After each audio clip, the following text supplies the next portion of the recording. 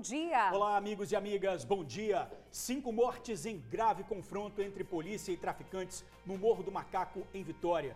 Vamos chamar a Suzy Faria, que acompanha esse caso. Suzy, o enfrentamento entre polícia e traficantes, não foi isso, minha amiga? Bom dia para você. Bom dia, George. Bom dia, Bruna, amigos do TN. Sim, George, de acordo com informações da Polícia Militar, isso aconteceu na tarde de ontem, finalzinho da tarde, quando os policiais receberam uma denúncia de que um bando armado estava manipulando drogas e estava fortemente armado, inclusive com uma granada. Os policiais foram checar a informação e o confronto aconteceu. Exatamente nesse ponto que o nosso cinegrafista Chico Abreu está mostrando, na região conhecida como Biquinha, um local de difícil acesso que fica lá em cima no alto do Morro do Macaco. Agora, George, nós vamos ver também daqui a pouco uma imagem impressionante. Homens armados atravessando ali do morro da Gurijica para Jaburu. Inclusive, um dos homens que está ali faz a contenção do trânsito, parando um carro que ia, que inclusive foi o que filmou, flagrou essa ação e mostra que parte daqueles homens que estão atravessando a pista estão armados. Isso aconteceu, Jorge, hoje, 8h30 da manhã, justo no momento em que a polícia toma os arredores do morro para evitar represálias violentas do tráfico. Daqui a pouco a gente volta a falar sobre isso. George, Bruna. Combinado, Suzy. Daqui a pouco a gente fala também sobre os reflexos na região, claro, vizinhança ali toda assustada com esse confronto. Valeu, minha amiga. Agora a gente vai ver imagens impressionantes de uma tentativa de assalto que aconteceu em Vila Velha. Olha aí na tela, gente, uma dupla para de moto no semáforo. Logo atrás, a gente percebe que os dois bandidos em outra moto também param. Olha só o que acontece. O homem desce já armado do carro, da moto, e intercepta o motorista, que acelera sem nem pensar, tá? Um desses motociclistas, o que desceu da moto, ele atira sem dó nem piedade, parte para cima mesmo do motorista desse carro, não dá nem chance, atira várias vezes, mas o motorista consegue arrancar aí com o veículo. Daqui a pouquinho a gente vai mostrar para vocês onde que aconteceu esse crime. E olha, o Luciano fala sobre os reflexos, né, do confronto das escolas que aconteceu entre a polícia e os traficantes e também como é que está sendo esse reflexo nas escolas e nos postos de saúde. Luciano, boa tarde para você.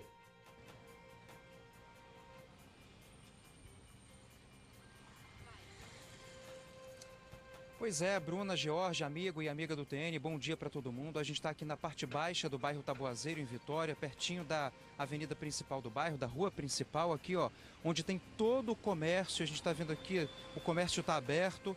Nesse início de tarde, né, desta terça-feira, tem farmácia aberta, padaria, supermercado. A gente vê ali também, ó, uma viatura da Polícia Militar com 3 militares fazendo a guarda aqui da região. Apesar desse cenário aparentemente normal, né? Aparentemente normal, parece que está, mas não está, porque o clima entre as pessoas, os moradores, os comerciantes, é de muito medo. Daqui a pouquinho eu volto para falar sobre isso. Combinado, Luciano. Daqui a pouquinho, então, a gente retorna para saber como é que está esse clima ali no bairro. Obrigada, meu amigo. A gente vai falar também do caso da cigana Iara. O marido da adolescente, que até então era suspeito do assassinato, foi solto ontem à noite. Vamos chamar a repórter Tainara Nascimento, que vai trazer os detalhes para a gente ao vivo. Tainara, bom dia para você. Bom dia, Bruna. Como você disse, a divulgação aconteceu ontem por parte da Polícia Civil mesmo. Esse adolescente de 14 anos foi solto. Ele estava apreendido aqui no nosso estado como principal suspeito de ter matado a própria esposa, a Iara Flor, também de 14 anos. A gente lembra que essa morte teve repercussão porque ela é uma adolescente cigana e era casada com esse principal suspeito inicialmente. Agora a Justiça Baiana voltou atrás porque apontou que o irmão de Iara, de apenas 9 anos, seria o autor do disparo. Mas daqui a pouco a gente vai voltar a falar do assunto, até mesmo para entender qual vai ser o trâmite agora, já que uma criança de 9 anos é a principal acusada de ter efetuado esse disparo, e o que acontece com o marido de Iara, que a gente não vai divulgar o nome por conta do Estatuto da Criança e do Adolescente. Bruna e George. Combinado, Tainara. Daqui a pouquinho, então, os detalhes dessa história que é triste demais, né? Valeu, minha amiga. Até mais. E mais de 280 mil famílias capixabas inscritas no CadÚnico podem pedir o benefício da tarifa social de energia elétrica. Vai pagar menos, tá, pessoal? E tem ação nos terminais do Transcol da Grande Vitória. O TN mostra os detalhes já já.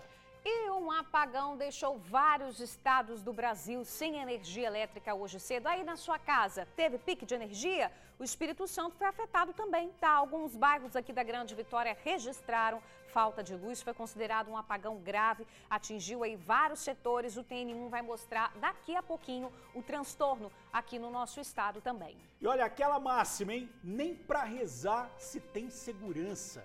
Vamos chamar a Vanusa Santana, porque ela vai trazer uma informação pra gente.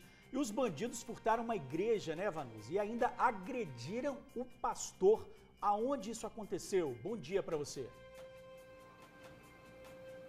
Jorge, isso aconteceu no bairro Eurico Salles, na Serra, ontem à noite. Muito bom dia para vocês do estúdio, bom dia ao pessoal que nos acompanha de casa.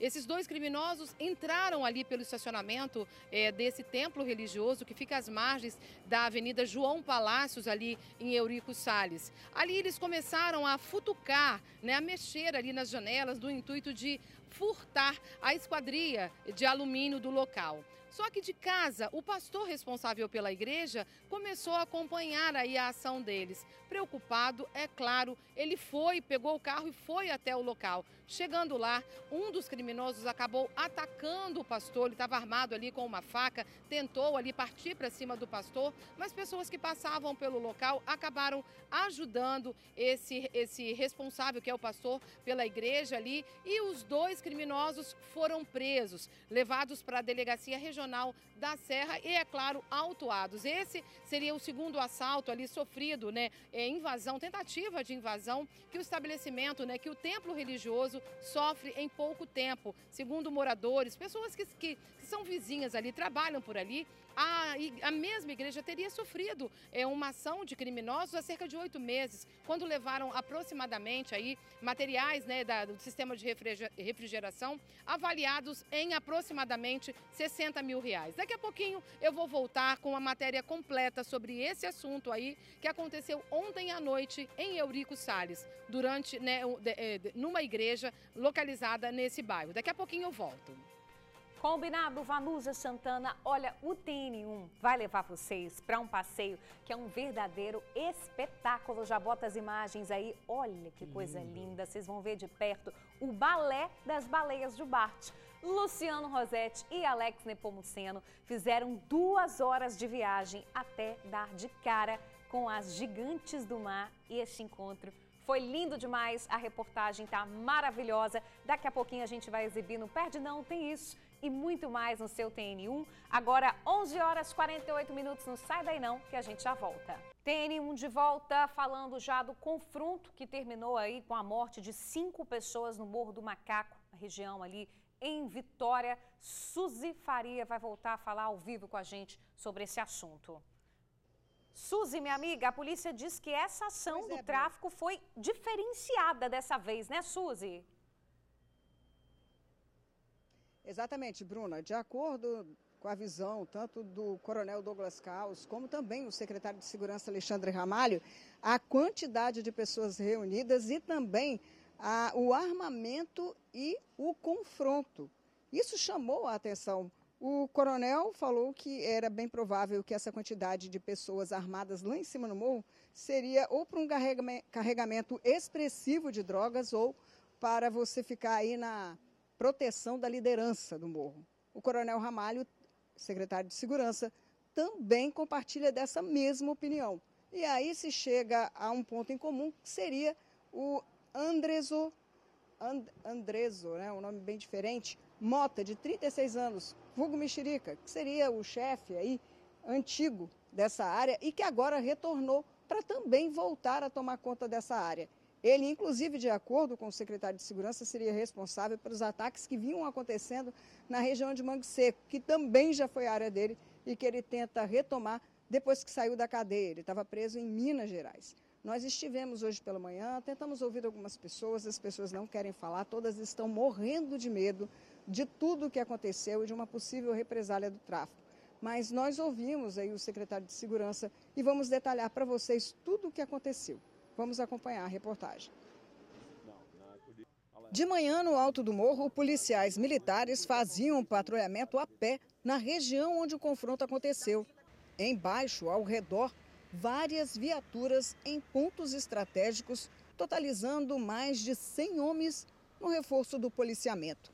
Todos os alunos que estão no curso de formação de sargento estão nas ruas, agora de manhã aproximadamente 100 policiais, mais 100 à tarde, reforçando as imediações não só do Morro do Macaco, mas de todos os locais que a gente sabe que pode haver esse tipo de ação por parte dos criminosos. Todo o aparato policial é para evitar represálias da facção do Morro do Macaco, a morte de 5 pessoas ontem, em confronto com a polícia. De acordo com a Polícia Militar, o confronto aconteceu no final da tarde, quando a Força Tática recebeu uma denúncia de que um bando estaria na biquinha aqui no Morro do Macaco, manipulando drogas e fortemente armados. Os policiais subiram para ver e, quando se aproximaram do local, foram recebidos a tiro.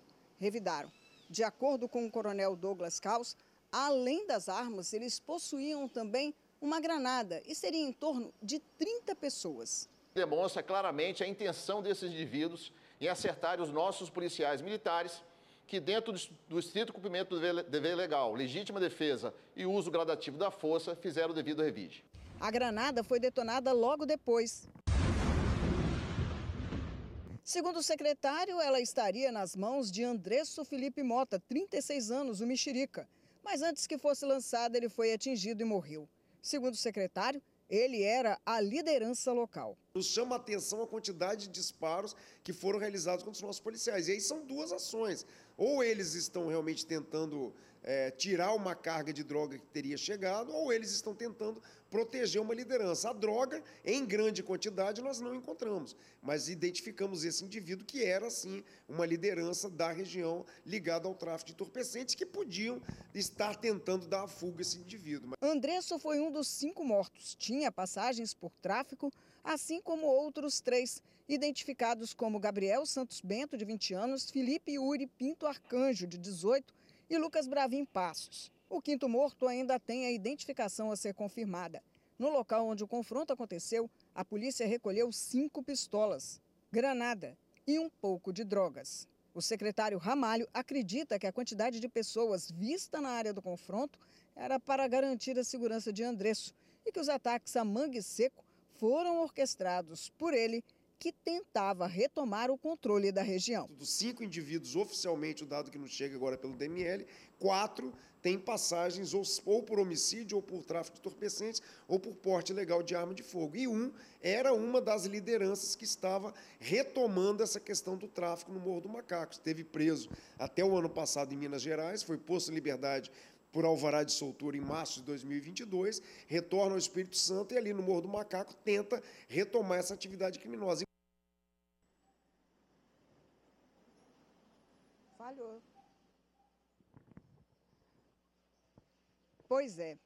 Tudo isso que vocês viram aí foi o que o coronel falou, que aconteceu aqui no Morro do Macaco ontem. É claro que a gente coloca, o George Bruna, a situação de que mesmo uma quantidade tão grande de pessoas vai enfrentar policiais que são treinados para isso. De acordo com o secretário, agora eles estão usando o melhor armamento do mundo. Então, e tem também um treinamento aí que os permite usar, né? E, portanto, vocês viram o que aconteceu. 5 pessoas mortas nesse confronto, George Bruna. Pois é, a gente está vendo essas imagens aí, pedi para colocar lá no início, né, Suzy? Elas mostram a movimentação desses suspeitos, não é isso, Bruna? Que essas imagens? Elas foram feitas de dentro de um veículo que a gente vê que um desses rapazes aí, um desses suspeitos, pede para que esse veículo pare no meio da rua e esses homens que estão atravessando, é possível a gente ver, a gente borrou ali, né, mas eles estão armados. Eles atravessam a rua com armas em punho. Então, esse registro foi feito ontem, foi enviado para a gente durante aí esse confronto, antes desse confronto, e mostra esse grupo armado em plena luz do dia, atravessando a rua. Esse suspeito pede para o carro parar para que esse grupo pudesse atravessar entre um lugar e outro. Não se sabe para onde eles estavam vindo, não se sabe a ligação direta, se eles têm alguma ligação direta com o confronto que aconteceu no Morro do Macaco, mas eles atravessam a rua ali, todos armados, né, Suzy? Bruna, Pois é, Bruna, eu só queria fazer uma correção com você. De acordo com essas imagens aí que nós vimos, tudo isso foi flagrado no morro de Gurijica para Jaburu, ali. Fica logo na subidinha ali. É a Avenida Desembargador Gilson Mendonça. Foi hoje pela manhã, por volta de 8h30, hoje, dia 15. Um homem para o carro que tem uma câmera de segurança e dá para ver que o pessoal que sai de Gurijica para Jaburu, muitos deles saem com armas em punho. Isso aconteceu às 8h30 da manhã, justo na hora que esses 100 homens que o secretário, também o comandante da Polícia Militar falam, estavam fazendo a varredura e também a proteção de pontos chaves.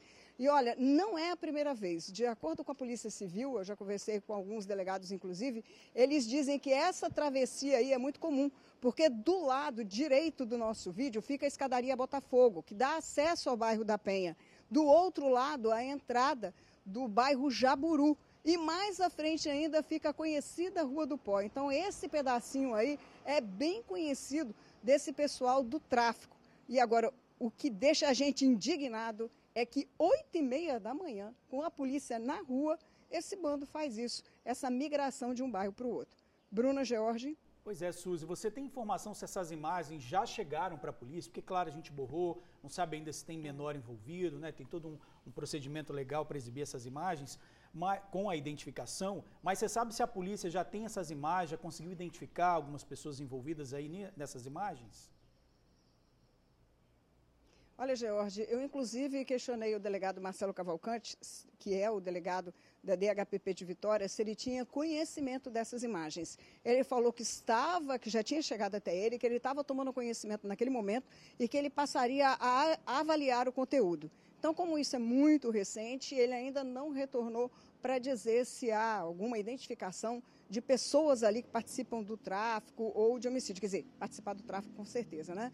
Mas ele ainda não teria me passado o retorno sobre essas imagens que ele recebeu, que foram feitas hoje pela manhã, por volta de 8h30. Jorge. Tá certo, Suzy. Obrigada aí pelas informações. Qualquer novidade, você volta a conversar com a gente. Daqui a pouquinho a gente volta a se falar. Agora, a gente, é o seguinte, a gente está vendo essa imagem que foi feita aí hoje de manhã, né? A Suzy informou pra gente, tá aí os homens com armas em punho. A gente vai falar com o repórter Luciano Rosetti, que vai mostrar como é que a região do confronto está enfrentando as consequências dessa violência. Luciano, né, algumas aulas foram mantidas, meu amigo, ou foram suspensas? Bom dia para você.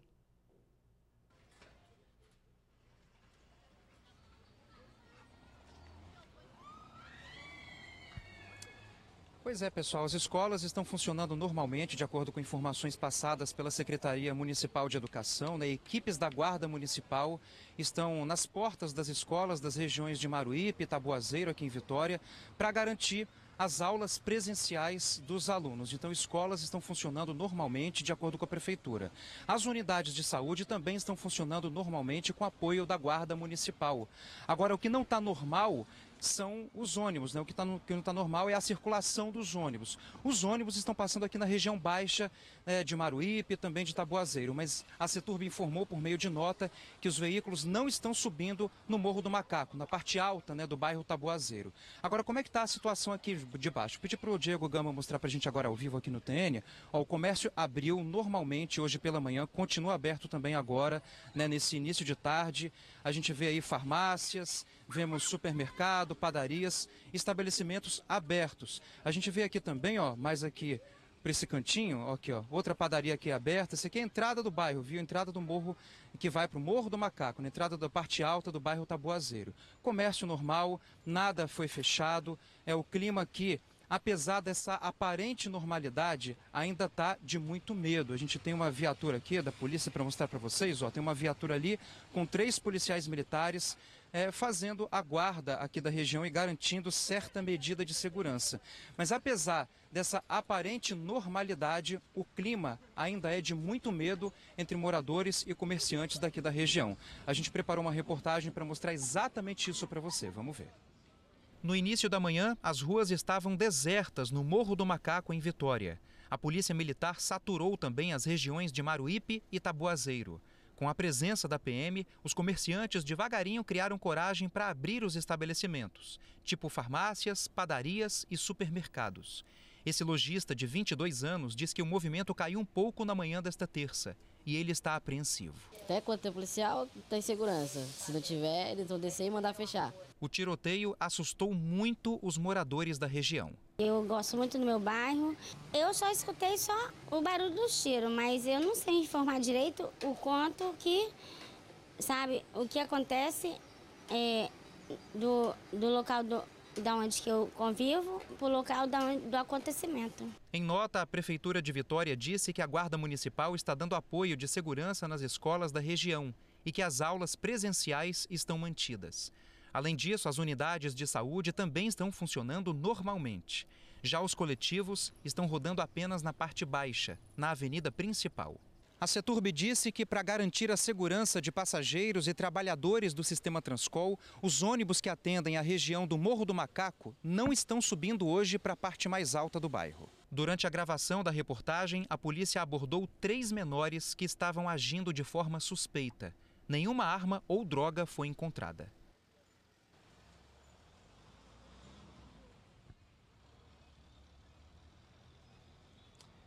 Pois é, que situação, né? Imagina você tentar abrir seu comércio, você faz isso, mas está com muito medo, né? Moradores foram dormir assustados ontem com os tiros. O clima está um pouco pesado aqui na região, apesar da presença da polícia.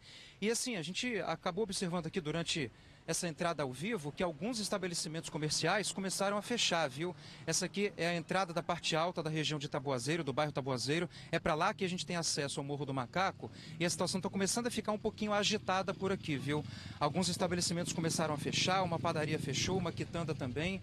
O Diego está mostrando aí ao vivo que o clima está começando a esquentar. Os alunos agora estão começando a sair das aulas, né? As aulas estão funcionando normalmente, ou melhor, funcionaram pela manhã. A gente não sabe como é que vai ficar à tarde, tem que aguardar aí o posicionamento da prefeitura. As unidades de saúde, por enquanto, estão funcionando também, mas repito, os ônibus não estão passando por aqui, ó. Eles estão só aqui na parte principal, na parte baixa do bairro. Os ônibus não estão subindo em direção a essa imagem que o Diego está mostrando. Eles não estão subindo na parte alta do bairro Taboazeiro, que dá acesso ao Morro do Macaco, justamente pelo motivo que eu falei na reportagem, né? Eles estão preocupados, a Ceturb está preocupada com a segurança dos passageiros e também dos trabalhadores do sistema Transcol. Então, quer dizer, não existe um clima muito tranquilo, não. Existe uma aparente tranquilidade, mas como você viu na reportagem e a gente também acabou de mostrar, muitos moradores e muitos comerciantes, Bruna e George, estão com medo.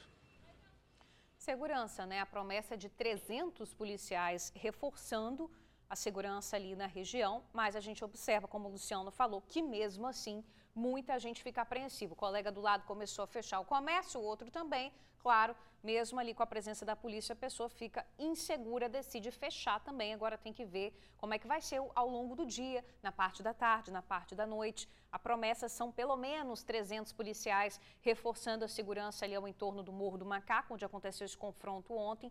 Tem que ver como é que vai ser feita essa segurança efetivamente, né? Fora as ameaças, né? Exatamente. Porque você recebe uma ameaça, a polícia está ali, são 300 agora, mas depois a gente sabe que eles vão sair. E quem vai ter que enfrentar isso daí é o comerciante, é o morador que fica ali no bairro. Acaba acatando muitas vezes essas ameaças, né, Lu? Obrigada aí, viu, meu amigo, pelas informações. Qualquer novidade, a gente volta a conversar. Gente, vamos mudar um pouquinho de assunto? Teve apagão aí na sua região? Teve pique de energia? Foi geral, tá? Não foi só aí, não. Pelo menos 18 estados brasileiros ficaram sem energia. Hoje cedo, por volta ali de 8h20 da manhã, Tainara Nascimento já está por aqui trazendo as informações pra gente. Tá, o que aconteceu, minha amiga? Pois é, Bruna, 18 estados de diversas regiões aí do Brasil, norte, nordeste, sudeste, e que deu dor de cabeça para muita gente, começando aí por volta das 8 horas da manhã, como você bem explicou, ficou ali alguns minutos zerado, teve aquele pico, mas normalizar mesmo só foi lá por volta das 10 horas da manhã. Enquanto isso, muita gente teve prejuízo, instituições, moradias também, e pessoas de diversos locais até aqui do nosso estado. Por isso que a gente foi também passar a saber o que aconteceu com as autoridades. E o Operador Nacional do Sistema Elétrico confirmou que realmente houve esse pico ali quando houve essa queda de 16 mil megawatts e eles identificaram essa falha. mas ainda estão identificando o que motivou essa falha. Mas o Ministério de Minas e Energia já ali tem ciência que houve uma interrupção ali do que liga a região norte e sudeste, e pode ser aí o problema. E aí a gente se questiona, né? Muita gente em casa, às vezes, pode ter tido algum problema na TV, no eletrônico, qualquer que seja, ou outro prejuízo por conta dessa queda. Às vezes até acidentes acontecem porque também tem a falha no sistema de trânsito ali. Por isso que a gente foi conferir com uma advogada o que fazer, quem tem tanto transtornos. Vamos conferir agora? No caso de danos enfrentados pelo consumidor decorrentes da queda de energia, a legislação vigente estabelece que a concessionária de energia elétrica pode sim ser responsabilizada, por exemplo, pela queima de aparelhos eletrodomésticos. Nessas situações, o primeiro passo é sempre procurar a própria concessionária de energia elétrica para registrar a ocorrência, levando sempre comprovantes do dano que o consumidor tem alegado. Uma informação importante é que, depois de aberta essa ocorrência, a empresa tem até 10 dias para fazer uma visita em loco ou recolher o aparelho para análise. Mas esse prazo é diminuído quando o eletrodoméstico é responsável pelo mantimento de alimentos perecíveis ou até mesmo de medicamentos. E depois dessa vistoria, a empresa tem até 15 dias para fornecer uma resposta ao consumidor sobre a possibilidade de reparar o aparelho eletrodoméstico ou até mesmo restituir, ressarcir o valor de custo desse aparelho. Pois é, né? Nós também procuramos a concessionária de energia, que aqui no estado é EDP, e ela confirmou o fato, mas já ressaltou que foi normalizado em todos os municípios do estado. Mas fica aí a dica para quem teve algum transtorno, alguma dor de cabeça, guardar todas as provas e procurar aí ser ressarcido a todo esse transtorno que teve, né, George e Bruna? Com certeza, tem telespectador falando que em Cariacica chegou a 20 minutos o apagão. Então a gente observa que algumas regiões não afetou, outras foram afetadas até 20 minutos sem energia. Realmente acaba sendo muito tempo para quem está em casa, às vezes a geladeira queima, a TV queima. Tá aí, então, orientação importante também que a advogada deu. Obrigada, Tainara, pelas informações. Daqui a pouquinho a gente volta a conversar, minha amiga. Valeu! Agora a gente dá só uma olhada no momento em que um bandido armado rende um motorista no semáforo. A imagem impressionante. A dupla está de moto e para no semáforo, é de madrugada. Repare que o bandido vai descer ali da garupa de uma das motos, já sacando a arma. Ele vai em direção ao carro branco e já atira várias vezes. Tá? O condutor do carro acelera, não se intimida, consegue fugir. Esse crime aconteceu na Avenida Saturnino Rangel Mauro, em Itaparica, Vila Velha. A ação é impressionante, são 4 homens em 2 motos e um deles desce e atira na direção do motorista mesmo, né, gente? Pois é, Bruna. Agora, vamos pedir para botar de novo as imagens, porque a impressão que a gente tem do início é que houve ali alguma ameaça. Você vê que o carro branco, ele começa a parar. Parece que desconfiou, houve uma ameaça anterior. E são 4 bandidos, na verdade, 4 bandidos. Olha só, 4 bandidos. Tentam cercar o carro. Meu Deus do céu. E ele atira mesmo, sem dó nem piedade. A gente demandou, a gente procurou a polícia, a Guarda Municipal de Vila Velha também, para saber se houve registro de alguma vítima baleada, alguma vítima ferida. A gente ainda não teve os detalhes, só as imagens que comprovam mesmo que o caso aconteceu ali na Avenida Saturnino, em Itaparica. E, de fato, o bandido atirou na direção do motorista. Quem tiver qualquer informação pode ajudar a polícia aí pelo Disque Denúncia 181. Uma pessoa morreu carbonizada em um incêndio em Cariacica. Vanusa Santana já está aqui e traz os detalhes ao vivo para a gente. Ô Vanusa, era um homem acamado que morreu nesse incêndio? Boa tarde para você. Exatamente, George. O rapaz tinha 28 anos, ele era portador de necessidades especiais, não se locomovia, somente com a ajuda do pai dele. Ele morava nessa casa ali no bairro Porto Novo, em Cariacica, também conhecido como Morro do Quiabo. E ontem à noite aconteceu um incêndio no quarto em que ele estava. Na hora do incêndio, o pai dele não estava dentro de casa, só ficou sabendo da morte do filho quando chegou de volta da rua, né? Mas foram os vizinhos ali que tentaram ainda, apagar o incêndio, mas tentaram salvar a vida desse rapaz, mas não teve jeito. A gente foi hoje lá pela manhã, e vocês de casa acompanham agora uma reportagem que eu preparei. A cama hospitalar no quarto era o lugar onde o jovem Douglas Vitorino Pimentel, de 28 anos, ficava a maior parte do tempo. E foi deitado na cama que ele morreu, durante um incêndio na noite dessa segunda-feira. O rapaz, que era portador de necessidades especiais, dormia quando o fogo começou. A casa fica no Morro do Quiabo, em Cariacica. Foram moradores vizinhos que conseguiram conter as chamas. Por volta de 10h30 da noite, eles perceberam que uma fumaça densa saía dessa janela aqui. Muita gente veio para cá com baldes d'água. Aqui eles começaram a pegar água em várias caixas localizadas em terrenos aqui de residências. Mas não houve tempo de salvar o rapaz que dormia lá dentro. Esvaziou com a caixa de água ali todinha, esvaziou lá em casa todinha para apagar o fogo. Assim que o bombeiro chegou, o fogo já tinha apagado já todo mundo. Não houve tempo, né, de salvar o rapaz? Teve tempo não. Como é que vocês encontraram ele ali? Pai, encontrou que depois começou a entrar com a lanterna e viu o menino no canto da cama, já estava morto já. Em cima daquela cama do hospital pesada, da salvar a vida dele. Mas foi muito tarde. O jovem morava na casa desde que nasceu com o pai, mas na hora do incêndio ele estava sozinho no local. O fogo teria começado próximo à janela. A origem das chamas ainda é um mistério. A casa não tinha energia elétrica. O pai entrou em desespero, rapaz. Viu o filho, começou a jogar balde de água, mas já começou tarde já. Pois é, né? A gente entrou em contato com a Polícia Civil para saber mais detalhes, se foi feita perícia no local. E a Polícia Civil, por meio de nota, informou que o caso seguirá sob apuração, aí, sobre a investigação do 15º Distrito Policial. Mais detalhes não serão passados para não atrapalhar as investigações. Bruna, George. Ô, Vanusa, vamos falar agora do incêndio de ontem, né, que a gente vem mostrando, um caso de grande repercussão. Um bebê de 1 mês, né, morreu queimado dentro de casa, num apartamento, num sobrado. E os pais chegaram a ser presos porque havia essa informação de que tudo começou por causa de um cigarro. O fogo começou por causa de um cigarro, mas a polícia falou que encontrou chamas também na cozinha, agora no quarto. Mas esses pais prestaram depoimento e foram liberados. A polícia já chegou a uma conclusão para liberar os pais desse bebê?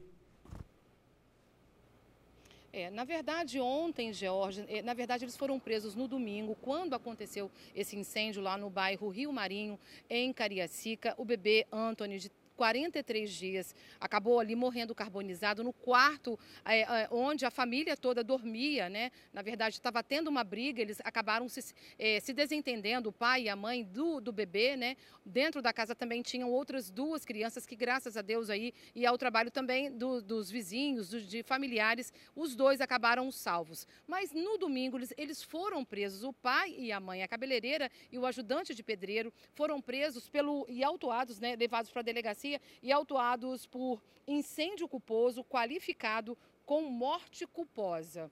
Eles chegaram sim a ser levados para o presídio e lá eles acabaram sendo liberados, né, por meio de um alvará de soltura. Ou seja, então eles foram presos, autuados com essa autuação que eu acabei de falar aqui, foram levados para o presídio, mas depois eles acabaram sendo liberados, soltos, por meio de um alvará de soltura. Ou seja, então eles vão responder ao processo agora em liberdade. Só refrescando para o pessoal de casa, no domingo à noite houve uma grande confusão dentro da casa da família.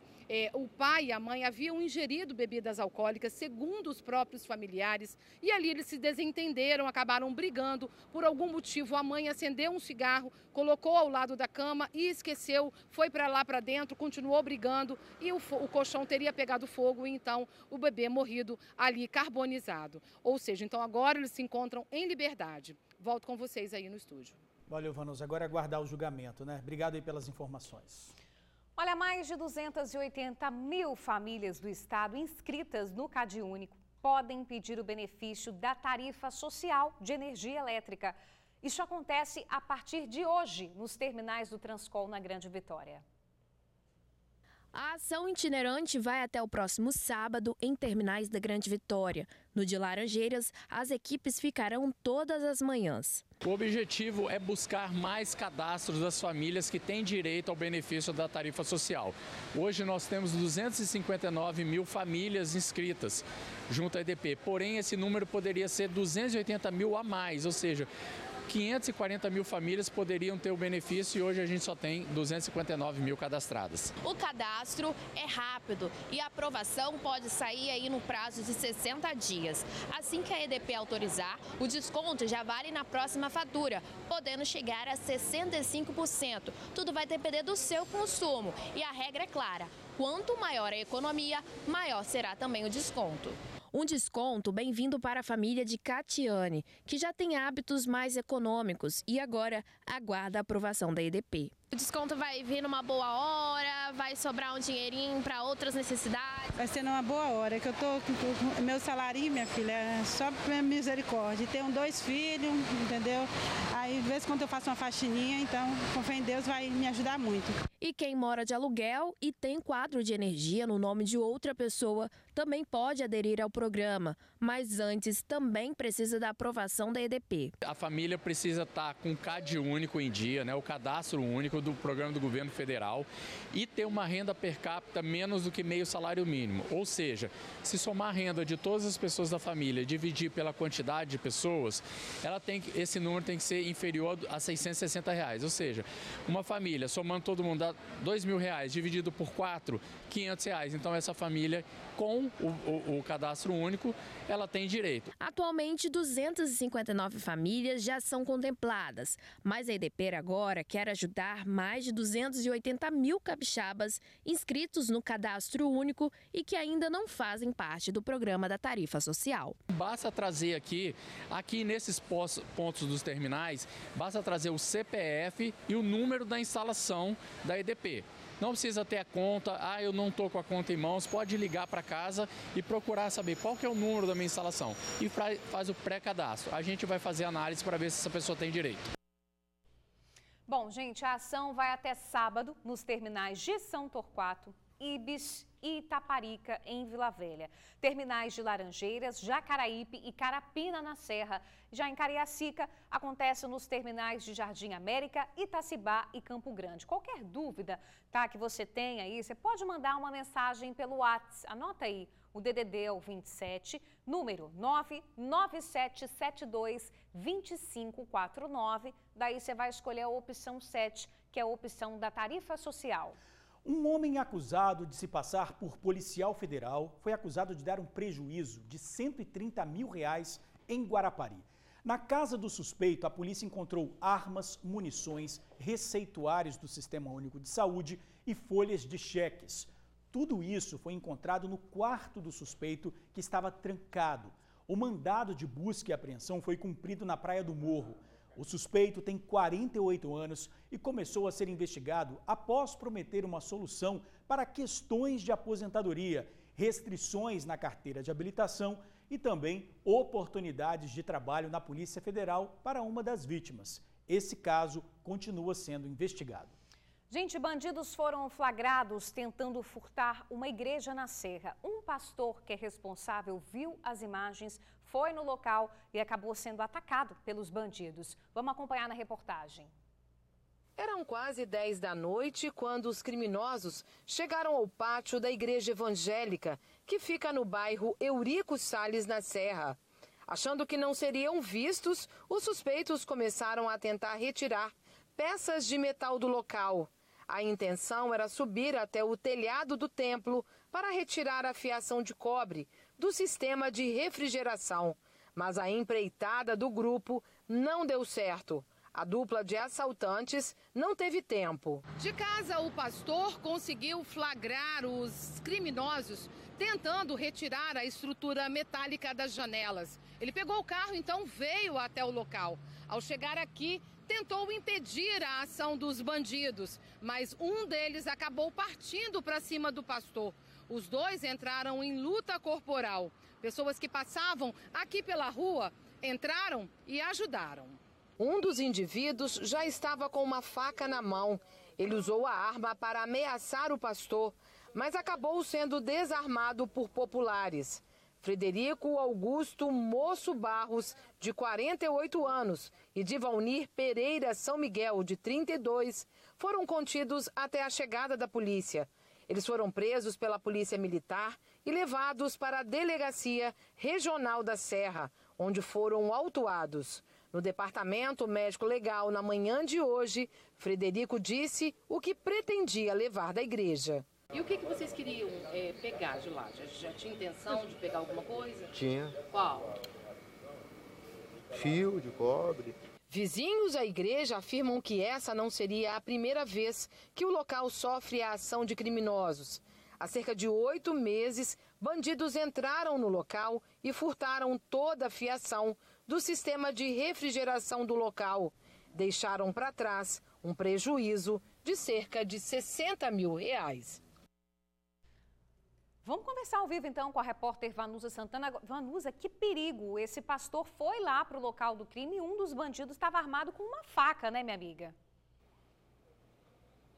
Exatamente, como a gente viu agora na matéria, né? Pessoas que passavam ali pela região conseguiram conter esse rapaz e o outro também, né? Porque o pastor estava 2 vezes em desvantagem, né? Além de enfrentar 2 criminosos ali, é claro que ele só entrou em luta corporal com um, mas ele tinha um outro ali que poderia ajudar de alguma forma, mas graças a Deus, e o trabalho também ali do pessoal que passava, né? Viu que ele estava em apuros, acabou se aproximando ali e então apartou aquela briga, né? Conseguiu desarmar esse rapaz aí que estava com uma faca e um perigo danado, né? Ele conseguiu, como a gente viu, ver pelas imagens de vídeo monitoramento que o local já estava sendo invadido ali, eles estavam agindo e não foi a primeira vez também, né, que criminosos entram ali naquele local, né, e acabam deixando um prejuízo. Ontem, né, por sorte aí, não aconteceu nada demais com o pastor, mas ele correu um risco danado. A gente, inclusive, né, aconselha ali, né, é o que a polícia sempre faz,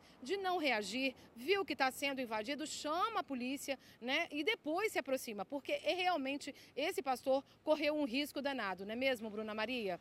Só lembrando, tá, antes de te devolver, Bruna e George, os 2 suspeitos, né, que aí acabaram presos, levados para a delegacia, eles foram autuados por furto qualificado. Na manhã de hoje, eles foram levados para um presídio. Tá certo, Vanusa. Obrigada aí pelas informações e o perigo mesmo que esse senhor correu. Valeu, minha amiga. Olha, uma organização criminosa especializada em falsificação de documentos foi presa em Guarapari. Aplicava o golpe do FGTS. A primeira a ser presa foi uma mulher de 36 anos dentro da agência bancária da Caixa Econômica de Muquissaba. Ela apresentou um documento do Rio de Janeiro com o nome de outra mulher. Outras 2 pessoas também foram detidas, uma mulher de 51 anos e um homem de 46 anos. Segundo a polícia, uma entrava na agência, apresentava documentação falsa, abria uma conta corrente e depois fazia saques do FGTS. Todos os suspeitos detidos já tinham passagem pela polícia. O homem por estelionato, furto e receptação no Rio de Janeiro e também em São Paulo. A mulher de 51 anos por estelionato, na Paraíba. A delegada explicou que a quadrilha vinha de outros estados para aplicar golpes aqui no Espírito Santo. Gente, agora meio-dia, 24 minutos. Deixa eu chegar pertinho aqui do George para a gente falar de uma situação que é um motivo de orgulho para todos nós. Uma mulher narrou um jogo de futebol do Capixabão ao vivo. Olha lá aí, gente, a Ana Clara narrou a partida de Porto Vitória e Serra e teve trabalho, Ana Clara, tá? Porque foi uma partida aí, gente, com 6 gols, muitos gols. Vamos acompanhar um trechinho? Bota aí. Espera um pouquinho que o Serra vem pro ataque. Vai bater cru. Olha o gol!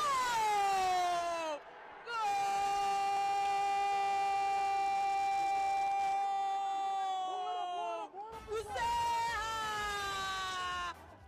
Zé Gatinha cobra na área. Tenta, olha a sobra! Gol!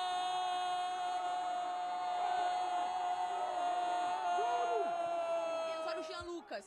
Fez um drible de corpo, vai invadir a área. Jean Lucas, busca Edinho. Edinho girou, bateu! Gol!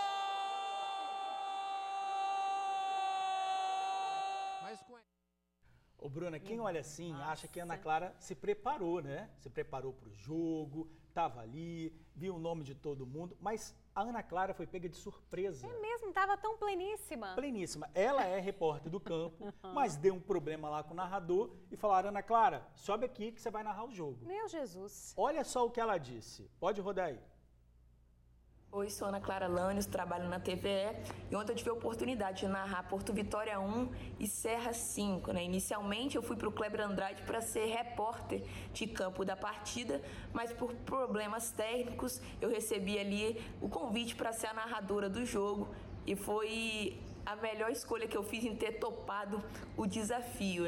Eu saí do campo, subi para a cabine de imprensa e lá só deixei fluir, sem preparação vocal prévia para narrar, sem, enfim, todo o conteúdo necessário para comandar uma narração, mas com muita vontade de fazer acontecer e foi indescritível. Vai ficar marcado para sempre, eu sou muito grata e não consigo nem dimensionar, a verdade é essa.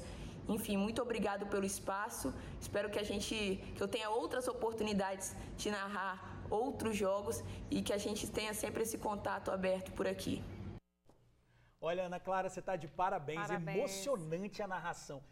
Ela falou também que ela foi brindada, porque foram 6 gols. 6 gols, não podia ser uma estreia mais tranquila, né? Mas foi bom, valeu demais, você saiu super bem, Ana, 6 gols. Agora já pode também narrar os outros, quem sabe, né? Vários. Já está preparada, valeu, gente. Olha só, agora como a gente está falando de esporte capixaba, tem notícia boa para o Porto Vitória. Com a venda, gente, do zagueiro Natan ao Napoli, o time capixaba vai receber aproximadamente 10 milhões de reais. Isso equivale a quase 9 vezes os ganhos do Vitória na temporada 2023. O valor é referente a 18% dos direitos econômicos do atleta. Natan é o principal nome já revelado pelo clube. Ele passou pelo time sub-15 e sub-17 do Porto e com essa mudança de time, ele quebra o recorde de transferência mais rentável do time capixaba. Milhões, hein, gente? E olha, vamos voltar agora com novas informações sobre o confronto no Morro do Macaco, em Vitória. Foram 5 mortos em confronto com a polícia, traficantes com a polícia. Mudou totalmente a rotina ali do local. Suzy Faria está aqui, traz mais informações para a gente. Suzy, você tem novos posicionamentos, né? Boa tarde novamente. Boa tarde. Sim, George. A informação é reforçando, inclusive, o que já foi dito, 100 policiais vão voltar agora às ruas à parte da tarde para fazer o patrulhamento ostensivo nas áreas complexas, estratégicas, onde sempre acontecem problemas e vão também permanecer nesses locais. Está havendo aí tantos pontos bases, que são aqueles pontos em que as viaturas ficam, como também o patrulhamento do pessoal mais específico, que é do Batalhão de Missões Especiais. Tudo isso para garantir a qualidade e também a tranquilidade dos moradores ali do Taboazeiro, Alto Taboazeiro, onde fica aí o Morro do Macaco, para que as pessoas consigam estar no seu dia a dia de forma tranquila. Vocês viram aí há pouco a matéria do Luciano, a preocupação dos moradores, dos comerciantes, com tudo que está acontecendo. E principalmente a Secretaria de Segurança Pública está monitorando todas essas ações para evitar a retaliação violenta em condições que sempre tem, né? Quando acontece casos parecidos com esse, de morte de alguém integrante da facção, eles sempre acabam usando de uma violência extrema, como a queima de ônibus, atentados na região. Mas a Secretaria de Segurança já informou que está monitorando para evitar que tudo isso aconteça. A gente até tentou falar com algumas famílias do pessoal, dessas pessoas que morreram no confronto, mas não conseguimos. Uma das mães que estava indo para o DML reconhecer o próprio filho, o Lucas, a nossa repórter do jornal, Cananda Nantielli, tentou falar com ela, tentou ver o que ela achava de tudo isso, como aconteceu a morte do filho, mas a mulher é muito abalada, né, a gente até reconhece que não é fácil para uma mãe uma situação dessa, preferiu se manter em silêncio e não falar nada. A gente está tentando aí o contato com as famílias para também ouvir o outro lado, né, para saber o que eles acham de tudo isso, mas ainda não conseguimos. George, Bruna. Enquanto isso, a gente mostrou, né, a falta de ônibus, o ônibus não está circulando plenamente no local, comércio fechando ali, o Luciano estava ao vivo mostrando o comércio fechando, então a polícia realmente precisa ocupar a região e agir o quanto antes. Com certeza. Suzy, obrigada aí pelas informações, minha amiga. Olha, gente, uma mulher morreu depois de uma batida de carro em Marataízes, no sul do estado. A vítima, identificada como Renata Leal, de 46 anos, teve traumatismo craniano e morreu no PA da cidade.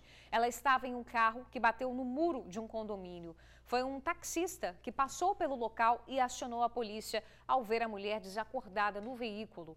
Não há informações sobre o que teria provocado a colisão. A Polícia Civil está investigando o caso. Olha, e tiveram outros acidentes graves, tá? Vamos chamar aqui a repórter Tainara Nascimento, que traz os detalhes pra gente. Tá, é com você.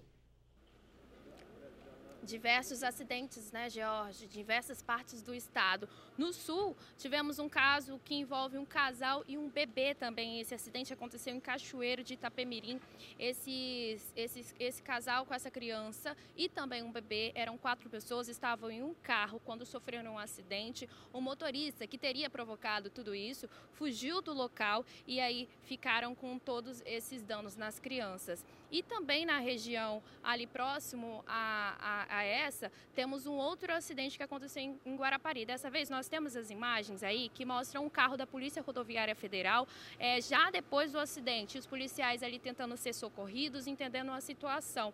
Acontece que isso aí que aconteceu em Guarapari, eles estavam em uma perseguição. Esses caras, esses suspeitos, esses homens que estavam sendo perseguidos, eles conseguiram fugir e o carro foi encontrado ali nas regiões próximas. A gente não tem detalhes do estado de saúde dos policiais, mas ontem eles haviam sido socorridos com ferimentos leves, apenas com dores pelo corpo. E também não ficou só por aí. Um outro acidente, nós temos imagens também que aconteceu em Colatina. Um motorista de ônibus passou mal e acabou batendo em 11 carros. Esses carros e motos também que estavam estacionados em frente a uma escola. A gente pensa que perigo se uma criança que está ali chegando à instituição é atingida. Bom, esses carros ali, o dano foi material, a gente não tem relatos de feridos, mas havia sim passageiros dentro do ônibus. A gente só não tem relatos do estado de saúde. E também, não ficando aí só por isso, também um acidente na Serra, George, Bruna, temos um flagrante aí desse acidente. O carro, ele está passando pelo cruzamento e ele é atingido por uma moto. O motociclista, ele foi lançado pelo ar. Esse acidente ali perto do terminal de Carapina. Esse motociclista tem 24 anos, foi socorrido, levado para o hospital e o motorista do carro não ficou ferido. Mas temos aí outros relatos de outros acidentes, alguns por imprudência no trânsito, outros por relatos de saúde, como esse motorista que passou mal. Mas fica aí a atenção, né? Uma quantidade grande de acidentes em pouco tempo aqui no nosso estado, né, George, Bruna? Mais prudência a gente pede, né? Porque a gente sabe que ali na hora que acontece um acidente, alguém não está fazendo algo certo e passando direto. Obrigado aí, Tainara, pelas informações. Ô, Bruna, vamos falar de um espetáculo? Vamos agora. Imagens, a gente já está vendo aqui, ó, um espetáculo, tá? Que vem de perto. É uma emoção inesquecível. E o Luciano Rossetti, o nosso cinegrafista, Alex Nepomuceno, foram ao encontro das baleias de Jubarte. Luciano já está por aqui, ambientado. Lu, bateu medo ou a beleza das baleias supera qualquer coisa? Eu teria um pouquinho de medo, meu amigo, é com você.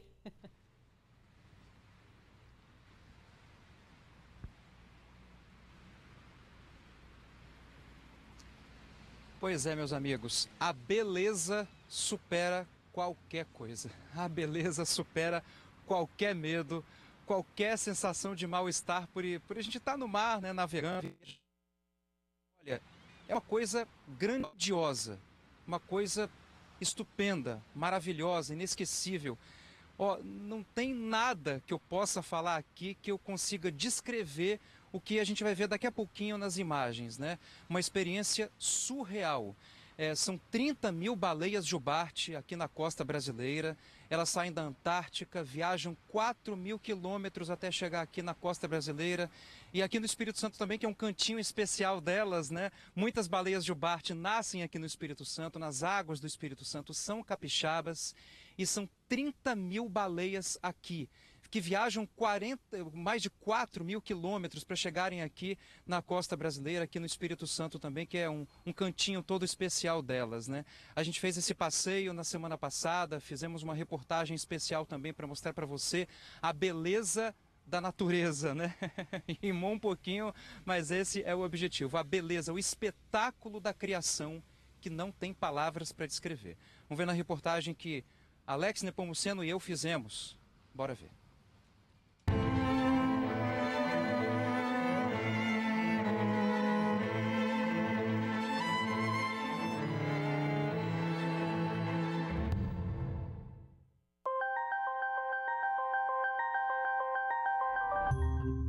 Nem que eu fosse poeta, nem que tivesse 1000 palavras, nada, absolutamente nada seria capaz de descrever isso. Mas, sem falar muito, vou te mostrar mais um pouquinho o espetáculo que a natureza pode proporcionar. Bom, vamos lá, né? Vamos começar essa reportagem logo. O início de tudo é nesse briefing, que é uma pequena palestra com instruções de segurança e algumas informações curiosas. A gente tá num grupo de 17 pessoas. Galera de Minas, Rio, São Paulo, Goiás e Espírito Santo, claro. Essa é a 7ª temporada da expedição que leva até onde as baleias jubarte ficam concentradas. Chegando aqui no barco. Bora, galera! Partiu baleia jubarte, hein? Partiu baleia jubarte. Bora lá. Olha o barco aqui que a gente vai embarcar. Beleza. Partiu turismo de observação. O cinegrafista Alex Nepomuceno e eu fizemos questão de registrar para você um pouco desse trajeto que deixa a gente até sem ar de tão bonito.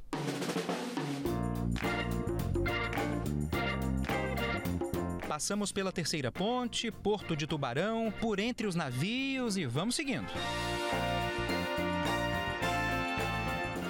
Galera, eu vou passar para vocês agora um diário de bordo, por assim dizer, né? A gente está navegando a leste de Vitória. Até a região das Baleias dá umas 10 milhas mais ou menos, cerca de 18 quilômetros, só para você ter uma ideia da distância. O vento tá nordeste hoje, o mar tá bastante agitado, mas não tem problema não, viu? Bora lá! Tá preparada para ver as baleias? Tô sim, meu sonho de menina. E vai dar tudo certo, vai ser tudo muito bonito. Vão chegar muito perto do barco dessa vez, acredito eu. E depois de quase 2 horas de viagem, as primeiras começam a dar as caras. Ou melhor, as caudas. É, a brincadeira vai começar, meu amigo, minha amiga.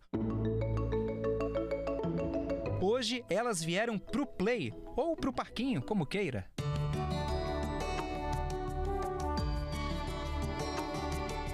É um balé, o Balé das Baleias, um show à parte. E elas passam muito perto da gente, como se quisessem dizer: "Oi, tudo bem? Tô aqui." É, a sensação é a mesma de estar na primeira fila de um espetáculo de dança. Beatriz, o que dizer, hein, minha amiga? Sensacional, né? Olha, eu já tinha visto uma vez, mas pra mim foi como se fosse pela primeira vez, porque teve cauda, teve a batida dela, foi muito lindo. Eu não consegui nem gravar, porque eu tava emocionada vendo. Foi perfeito, perfeito, perfeito, perfeito.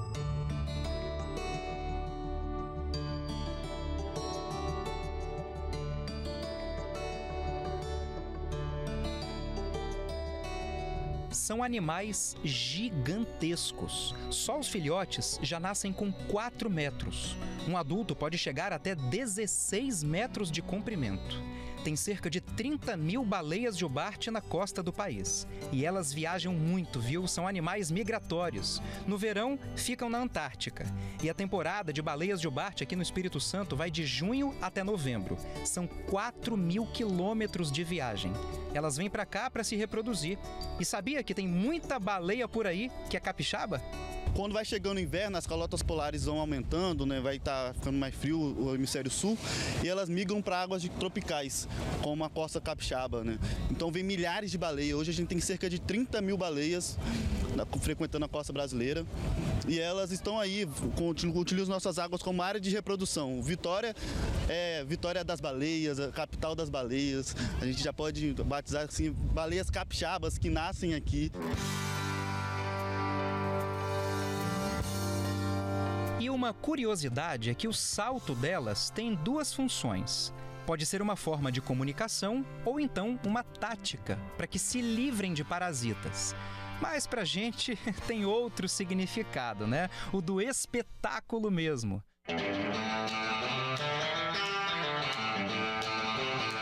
Você viu o salto, Miguel? Como é que foi? Legal. E como é que a baleia fez? Virou mortal.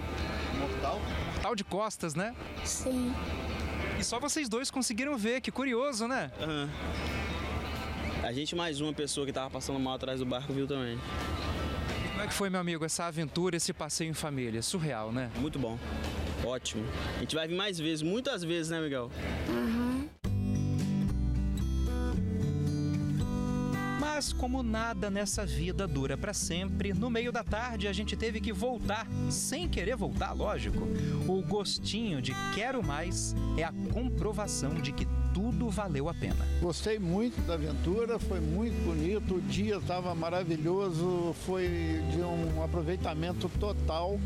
Nós ficamos conhecendo as baleias que eu não havia feito esse passeio, apesar de ser aqui do Espírito Santo.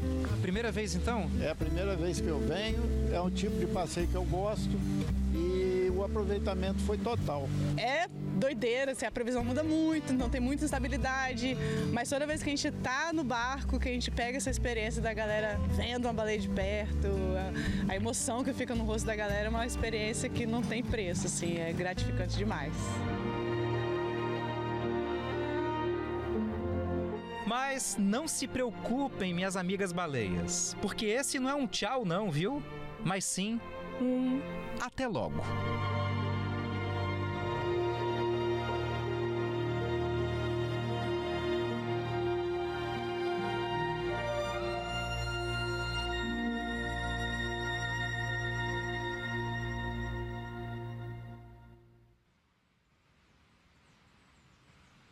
E aí, pessoal? O que é que vocês me dizem? Falar o que depois disso, né? Surreal. Repito, a gente fez esse passeio na semana passada, registrou tudo para você, para mostrar essa beleza da natureza, a beleza da criação, que a gente só tem que aplaudir, né? São capixabas especiais, as baleias de jubarte são capixabas especiais.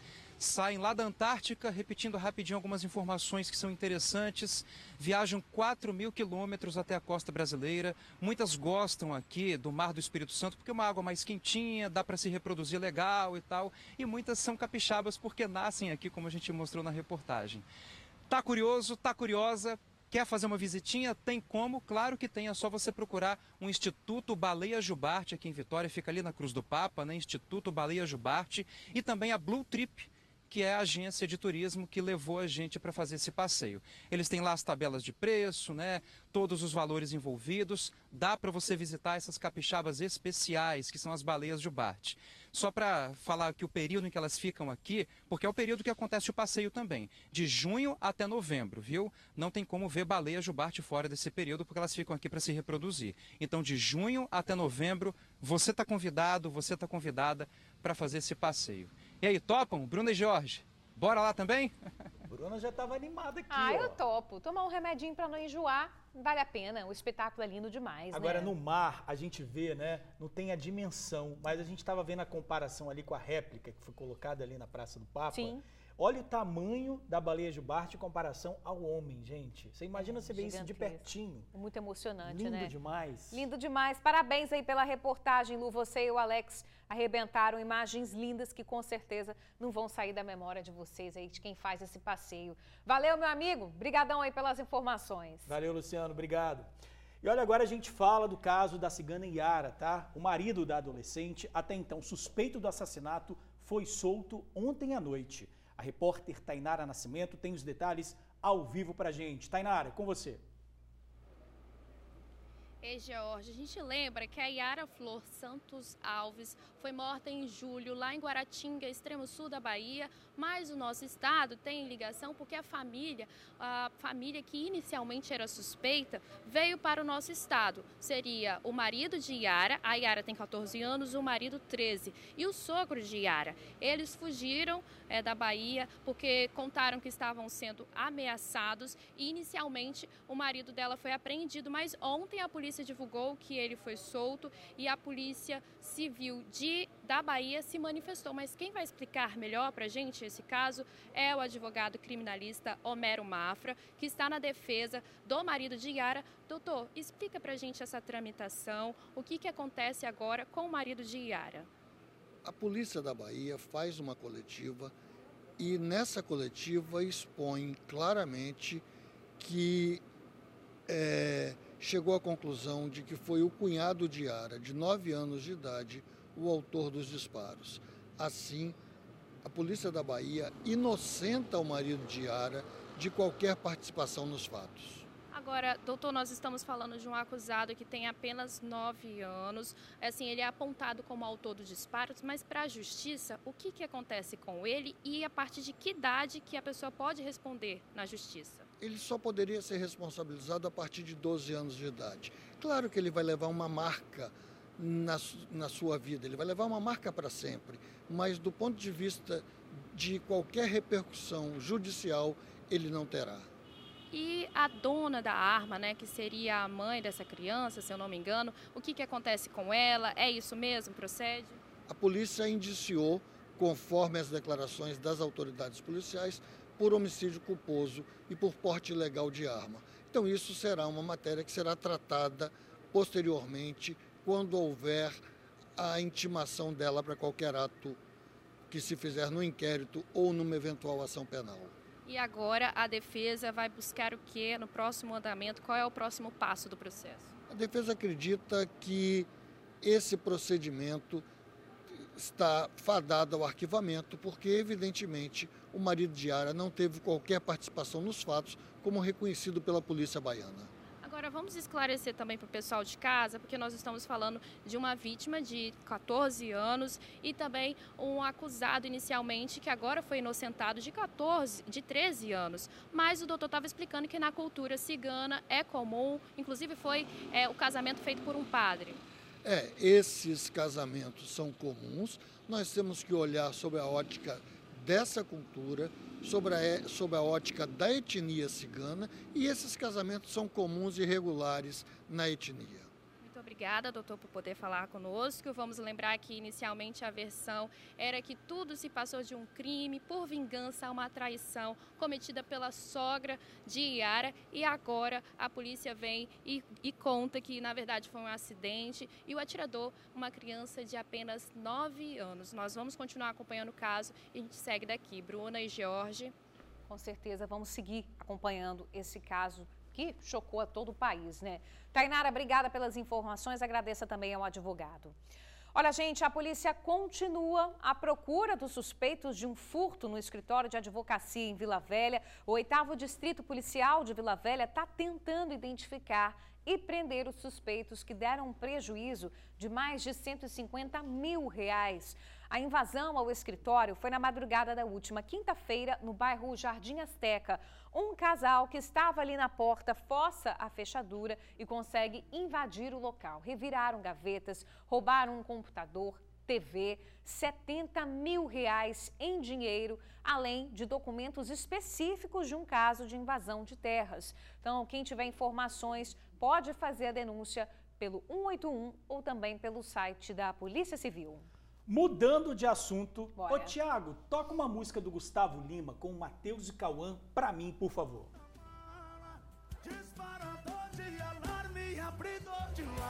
Ouvindo, né? Olha, o Tiago, gente, o Tiago é o nosso especialista em áudio, tá? Achei que fosse Alexa. Pois é, o Tiago existe fisicamente, mas como a Bruna disse, você sabe que esse procedimento é muito simples, né?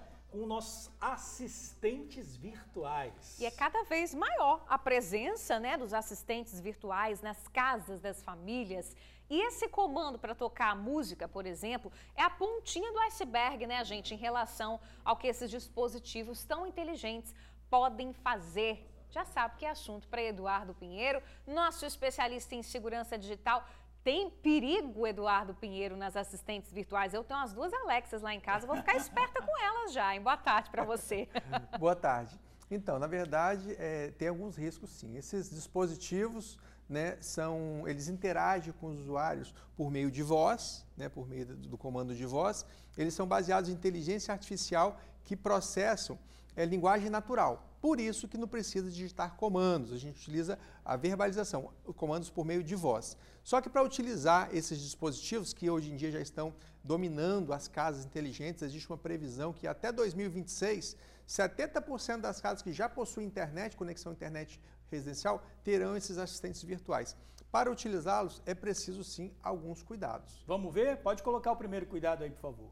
Vamos ver, o primeiro cuidado está relacionado aí a atualizar o sistema do dispositivo. Sempre que o fabricante disponibilizar um sistema operacional atual, né, que está livre de falhas, de qualquer tipo de vulnerabilidade, é preciso atualizar para você estar 100% seguro com o seu dispositivo. Próxima dica de segurança, também muito importante, vamos ver agora no próximo slide, reforçar a senha do roteador, porque esse seu assistente virtual, ele está utilizando o seu roteador, a sua internet. Então, um hacker, um atacante invadindo, conseguindo adentrar no seu roteador, pode também ali modificar o seu assistente virtual e todos os dispositivos inteligentes da casa. Próxima dica, estamos no próximo slide, configure a voz de comando. É importante você configurar a voz de comando para o assistente virtual atender somente os moradores daquela residência, você, sua esposa, né? A família toda, os filhos também, somente se tiver um estranho, ele não atender, não reconhecer aquela voz. Isso também é uma medida de segurança. Próxima dica, próximo slide, se necessário, desative o microfone. Pensando aí na questão da privacidade, é importante, se não estiver utilizando, desative, desliga ali o microfone, que aí a família vai poder voltar a ter privacidade na sua residência, tá? Isso é muito importante também. Porque, Eduardo, então a assistente virtual ali pode escutar o que a gente está falando, né, dentro de casa. Sim, ela escutar ainda não tem muito problema. O pior é um atacante, um hacker invadiu e ele está escutando o que estão falando, né, na residência. Então tem essa vulnerabilidade. Então, se não estiver utilizando, estiver discutindo a relação, estiver conversando com os filhos, educando os filhos, ou qualquer outro tipo de assunto, o importante ali é você desligar para você ter privacidade. Isso é muito grave, né? Isso é um alerta muito importante também. Porque até mesmo os próprios aplicativos também têm essa função de ouvir o que a gente fala, né? Perfeito. Aliás, a gente é monitorado, né? A gente nunca tem certeza que não está sendo monitorado. A gente sempre orienta o celular a evitar em lugares de privacidade, banheiro, quarto e lugares em que a pessoa está se expondo, está mostrando a sua intimidade. Então, isso evitar jamais, inclusive os assistentes virtuais também. E tem o próximo, né? Ou já acabou? Tem o próximo aí. Então, a última dica aqui, né? Senha forte e autenticação de 2 fatores. Então, a sua credencial de acesso ao fabricante que te dá a configuração desses dispositivos, desses assistentes virtuais, é importante você ter uma senha forte e a autenticação de 2 fatores, que é uma segunda camada de proteção. Fico com essas dicas. Dicas importantíssimas, vou ficar de olho lá nas minhas Alexas em casa, porque a gente não pode dar mole. Com certeza. Valeu, Eduardo. Obrigada aí pelas dicas. Até semana que vem, né? Até a próxima terça. Valeu. Gente, o quadro Mulheres que Inspiram desta semana fala de empreendedorismo sustentável. E a gente, Bruna, vai conhecer a história de uma empresária que produz alface e outras hortaliças na Praia do Canto. Toda a produção é feita na água e sem agrotóxicos.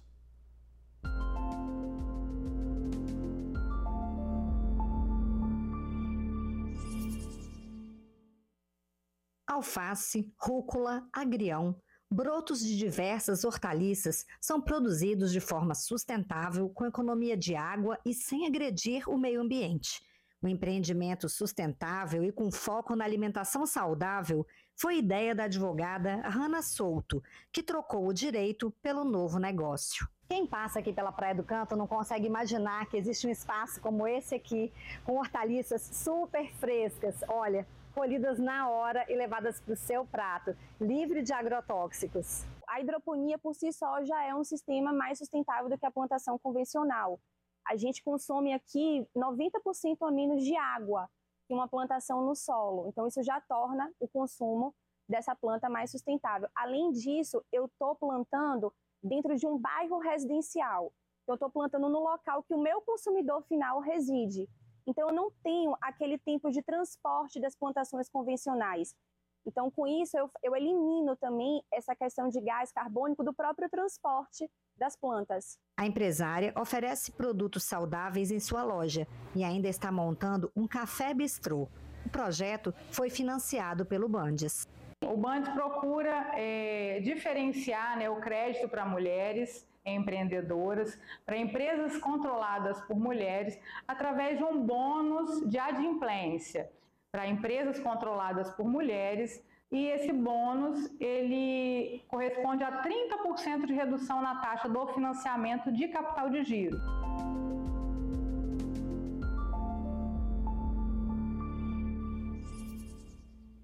Que bacana, aqui pertinho da gente, muito, né? Bom demais. Agora, 12h55. Não sai daí não que a gente já volta.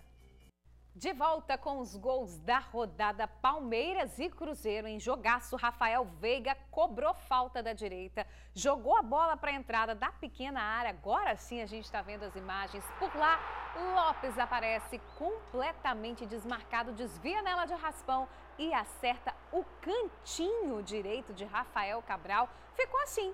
Palmeiras 1, Cruzeiro 0. Vamos agora de Bragantino e Vasco, gente. Aos 33, Pablo parte para a cobrança decidido. Bate de chapa no canto esquerdo de Cleiton e, além de deslocar o goleiro do Bragantino, estufa a bochecha da rede. 1-0 Vasco.